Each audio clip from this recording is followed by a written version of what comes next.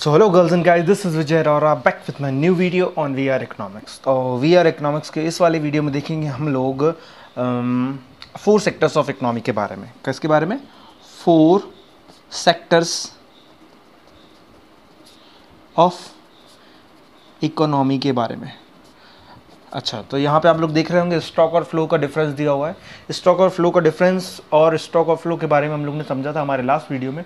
अच्छा, वो वाला वीडियो अभी तक आपने अगर नहीं देखा है तो इधर आप आई बटन पे क्लिक करके वो वाला वीडियो देख सकते हैं, है ना। एक बार और मैं बताना चाहूँगा कि प्लीज़ हमारा चैनल सब्सक्राइब कर लीजिए। इकोनॉमिक्स 12th इकोनॉमिक्स से रिलेटेड, सेशन 2021 से रिलेटेड कई सारे वीडियोज़ पाने के लिए, और बेल आइकन को जरूर क्लिक कीजिएगा जिससे आपको हमारे नए वीडियो का नोटिफिकेशन आ जाएगा।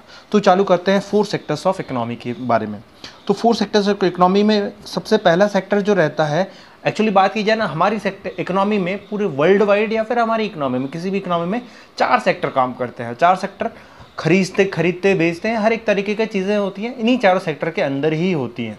जितना भी पैसे का सर्कुलेशन होता है इन्हीं 4 सेक्टर के अंदर ही होता है। तो सबसे पहला सेक्टर जो रहता है इसमें वो रहता है हाउस होल्ड सेक्टर। क्या? House hold sector. और बोला जाए तो यही सबसे बड़ा सेक्टर होता है किसी भी इकोनॉमी का। House hold sector is the biggest sector of the economy, जिसके अंदर आ जाते हैं it includes all the consumers of goods and services. कि इसके अंदर कौन आ जाता है? जितने भी कंज्यूमर्स हैं, हम हो गए, आप हो गए, इसमें कौन सी चीज़ें खरीद रहे हैं हम लोग? कोई भी चीज़, हर एक चीज़, पेन पेंसिल रबर से लेके हेयर कट से लेके सर्विसेज ले रहे हैं हम लोग, हेयर कट, टीचिंग, हर एक चीज़, शूज़, सैंडल, कपड़े, गाड़ी, पेट्रोल, स्कूलिंग, हर एक चीज़ आ जाती है किसके अंदर? कंज्यूमर जो खरीद रहा है गुड्स और सर्विसेज के अंदर।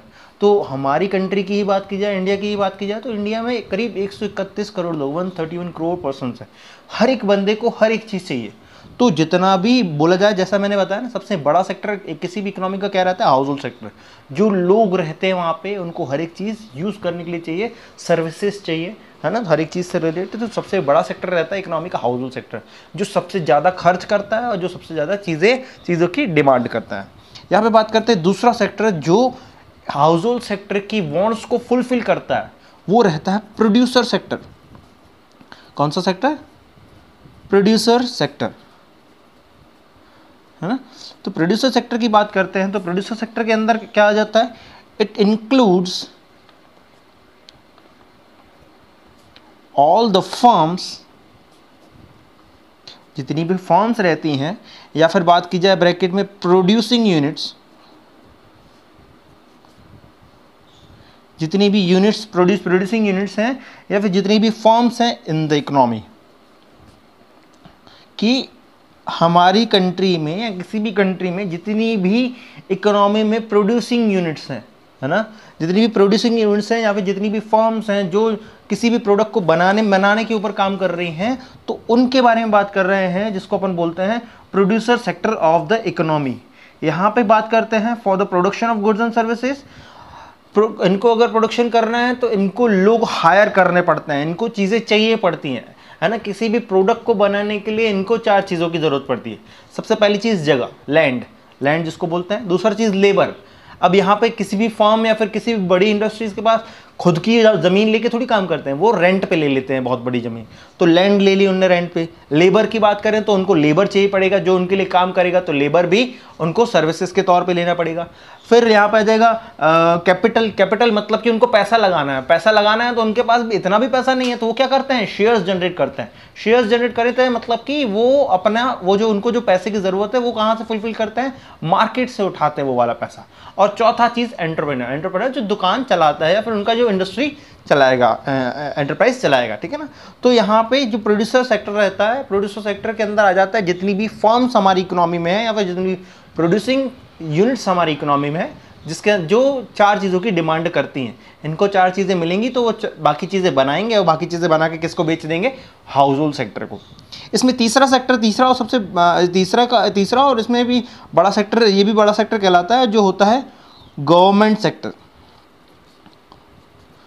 अब यहाँ पे इसने बनाया और इसने चीज़ें खरीद ली। यहाँ पे गवर्नमेंट सेक्टर का क्या है, क्या रोल है और गवर्नमेंट क्या करेगा यहाँ पे। तो यहाँ पे सबसे पहली बात सुन लें तो गवर्नमेंट सेक्टर इंक्लूड्स, कि यहाँ पे क्या इंक्लूड करता है, इसमें दो चीज़ें इंक्लूड करता है। One, government as a welfare agency, कि सरकार को हम लोगों ने किस लिए रखा हुआ है, हमारे लोगों के वेलफेयर के लिए। जैसे कि आप लोगों को सबको पता होगा कि हमारी इंडियन इकोनॉमी में डेमोक्रेसी चलता है। Democracy means for the people, by the people, to the people, है ना। सब चीजें जनरल पब्लिक के लिए ही है। ऐसा कोई भी रूल, ऐसा कोई भी रेगुलेशन नहीं है जो जनरल पब्लिक के खिलाफ हो, है ना। उन्हीं के हित में हर एक चीज़ रूल बनाया जाता है और उन्हीं को फॉलो भी करवाया जाता है। यहाँ पे सरकार को हम लोगों ने सिर्फ इसलिए रखा है कि वेलफेयर एजेंसी के तौर पे, और इसी वेलफेयर के बदले हम लोग सरकार को क्या देते हैं, क्या देते हैं, टैक्सेस। तो प्रोड्यूसर सेक्टर भी सरकार को टैक्सेस देता है, हाउस होल्ड सेक्टर भी सरकार को टैक्सेस देता है। दूसरा, government as a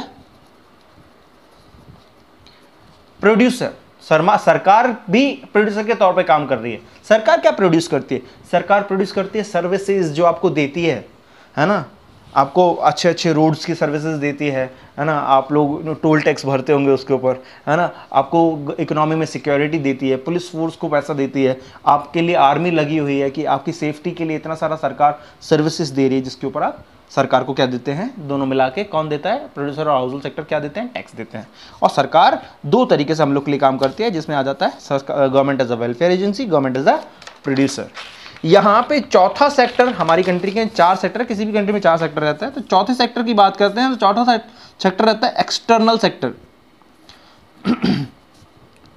external sector, तो ये एक्सटर्नल सेक्टर के अंदर क्या आ जाता है, सबसे पहली बात कर ले हम लोग एक्सटर्नल सेक्टर की, तो एक्सटर्नल सेक्टर को और क्या बोलते हैं हम लोग, also called rest of the world.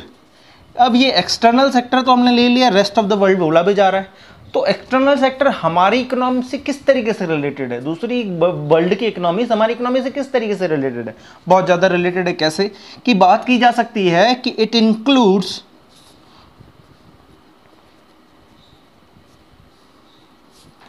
all such activities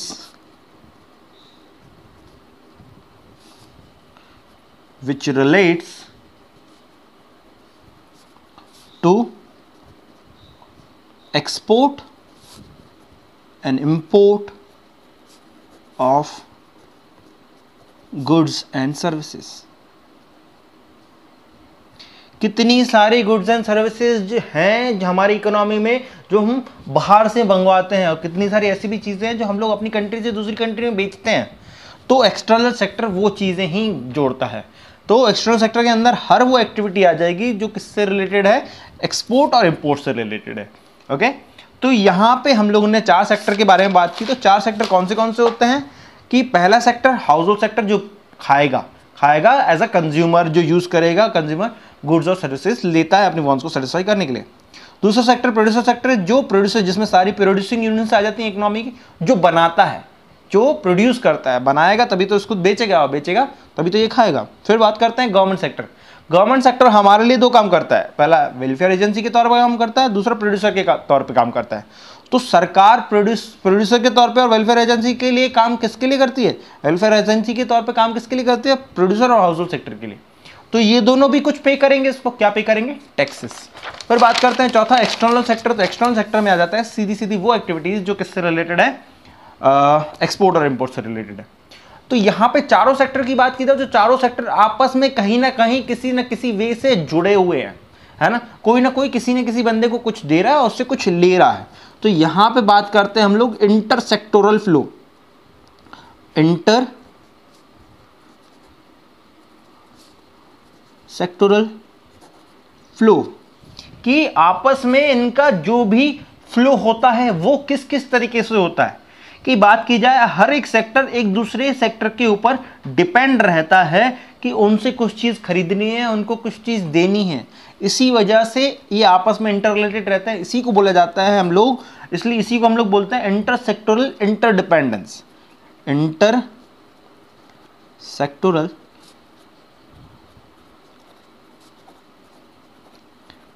कि यहाँ पे बात की जाए ये चारों सेक्टर आपस में किसी न किसी तरीके से जुड़े हुए हैं। जैसे कि हाउस होल्ड को, household needs producer sector for goods and services, कि producer sector household sector को देगा कौन? Goods and services, producer sector. दूसरा, producer needs household sector for their demand of factor services, कि हमने आपको बताया प्रोड्यूसर को चार चीजें चाहिए रहती हैं, land, labour, capital, entrepreneur. Land कौन देगा इसको? House hold sector. Household sector के पास बहुत सारी जमीनें, वेल्थ रखी हुई है उनके पास, जमीन किराए पे दे सकते हैं ये लोग प्रोड्यूसर सेक्टर को। लेबर, लेबर कहाँ से आएगा? अपने घर, अपने घरों से ही तो आएंगे, हाउस होल्ड सेक्टर से फिर गया लेबर उनके पास। फिर कैपिटल, पैसा लगाना है तो पैसे भी कौन लगाएंगे? शेयर्स कौन खरीदता है? हाउस होल्ड सेक्टर वाले तो खरीदते हैं, तो इनके शेयर्स खरीदे जाएंगे। तो यहाँ पे इनकी वांट्स या फिर इनकी डिमांड जो है, प्रोड्यूसर सेक्टर की डिमांड, फैक्टर सर्विसेज की डिमांड कौन फुलफिल करता है? फिर से हाउस होल्ड सेक्टर फुलफिल करता है। कि यहाँ पे तीसरी बात की जाए तो गवर्नमेंट सेक्टर दोनों पे डिपेंड रहता है, प्रोड्यूसर हाउस होल्ड सेक्टर पे, उनके टैक्स और टैक्स और नॉन टैक्स रेवेन्यू के लिए। कि government sector depends on both household and producer sector for there tax and non tax revenue. सरकार के पास भी पैसा आ रहा है, तो पैसा कहाँ से आ रहा है? कहाँ से आ रहा है? इन्हीं दोनों से। अब यहाँ पे दोनों को, producer and house hold sector needs government sector, producer और हाउस होल्ड सेक्टर को जरूरत क्या है सरकारी सेक्टर की? बिकॉज मतलब कि producer house hold sector needs government sector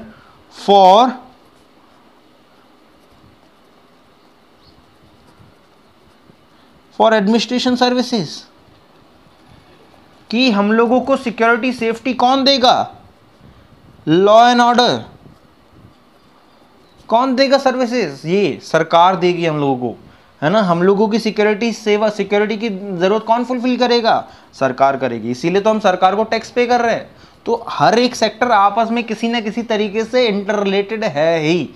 तो यहाँ बात करते हैं अगली चीज़ की, तो यहाँ पे हम लोगों ने इंटरसेक्टरल फ्लो पढ़ा, आपस में कोई ना कोई सेक्टर किसी ना किसी सेक्टर से रिलेटेड है। अब किस तरीके से रिलेटेड है? तो कोई ना कोई सेक्टर किसी ना किसी सेक्टर को कुछ ना कुछ दे रहा है। तो यहाँ पे हम लोग बात करते हैं टू सेक्टर फ्लो की। कैसे दे रहा है और कब दे रहा है और क्यों दे रहा है? तो यहाँ पे बात करते हैं टू सेक्टर फ्लो की। यहाँ पे चार सेक्टर है तो चारों सेक्टर में बात कर सकते हैं, 4 सेक्टर फ्लो बात कर सकते हैं, पर आपके कोर्स के हिसाब से, आपके सिलेबस के हिसाब से देखा जाए तो हम लोग सिर्फ टू सेक्टर फ्लो पढ़ना है। टू सेक्टर फ्लो वो फ्लो जो किन के बीच में चलेगा? ए, हाउस होल्ड सेक्टर की, और बी, प्रोड्यूसर सेक्टर के। कि आप लोगों को इन्हीं दोनों के बीच में रिलेशन समझना है और बताना पड़ेगा पेपर में। तो इन्हीं दोनों के बीच में रिलेशन जो होता है वो समझ लेते हैं। तो बात करते हैं हम लोग टू सेक्टर फ्लो की।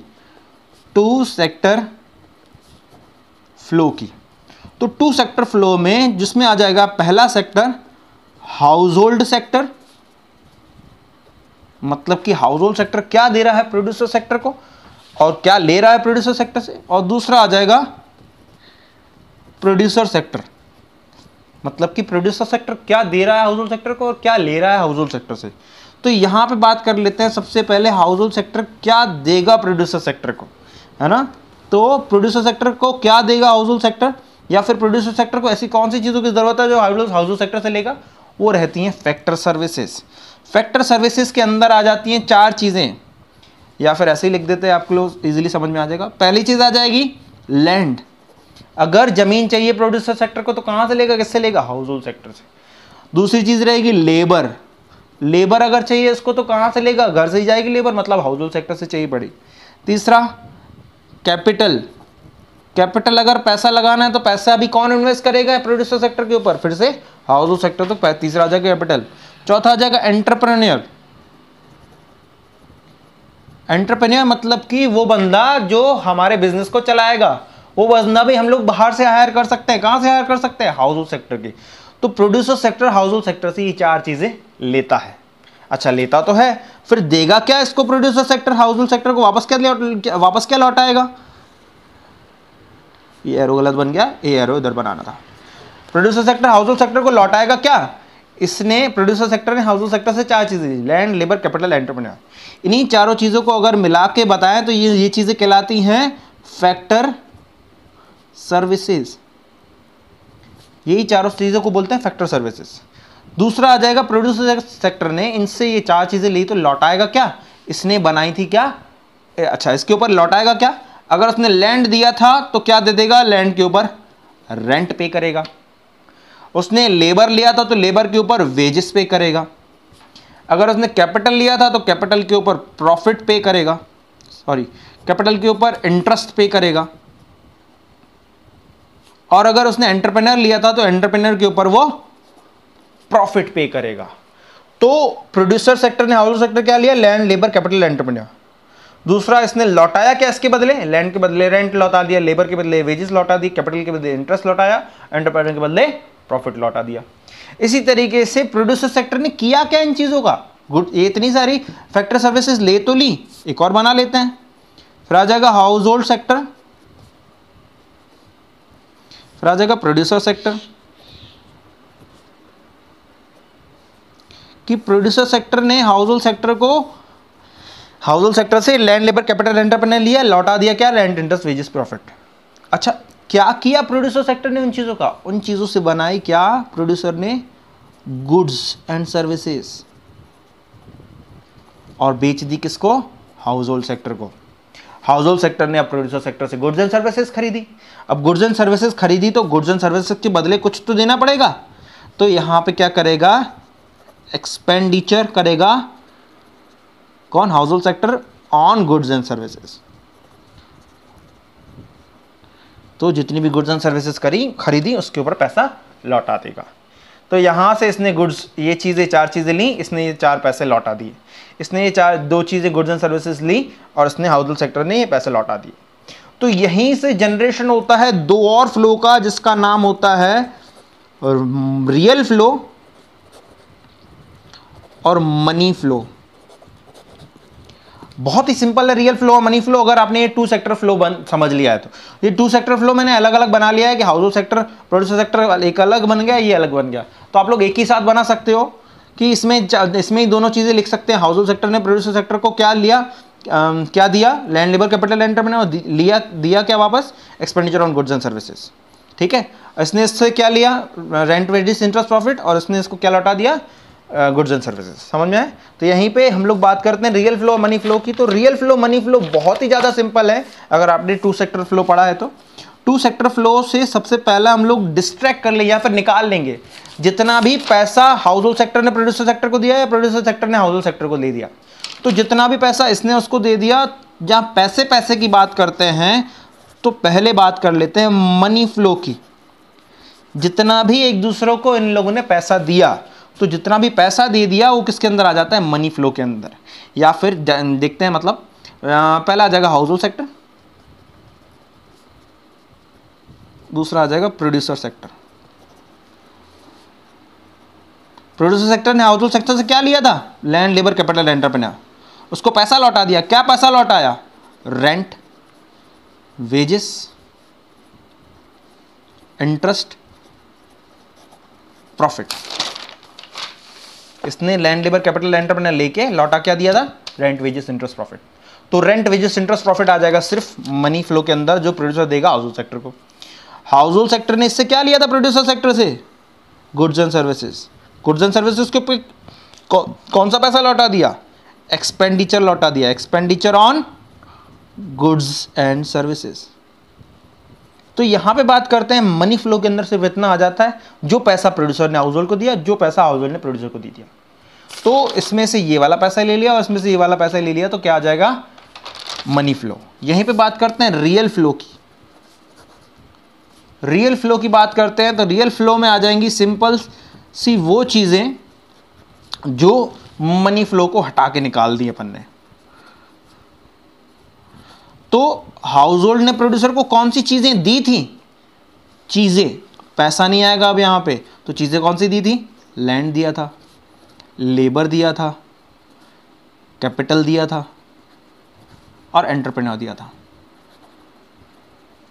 है ना। प्रोड्यूसर ने हाउस होल्ड को कौन सी चीजें दी थी, क्या चीजें, पैसे नहीं, कौन सी चीजें दी थी, गुड्स दिए थे, सर्विसेज दी थी। तो ये आ जाएगा क्या, रियल फ्लो। तो अगर इस टोटल फ्लो में से बात कर रहे हैं, इसने इसको लैंड, लेबर, कैपिटल, एंटरप्रेन्योर दिया, रेंट, वेजेस, इंटरेस्ट, प्रॉफिट ले लिया, इसने इसको goods and services the, expenditure on goods and services ले लिया, तो उस पूरे फ्लो में से पैसा निकाल ले रहे हैं, तो ये बन जाता है रियल फ्लो, मनी फ्लो। यहाँ पे बाकी चीज़ें छोड़ दे रहे हैं तो बन जाता है रियल फ्लो।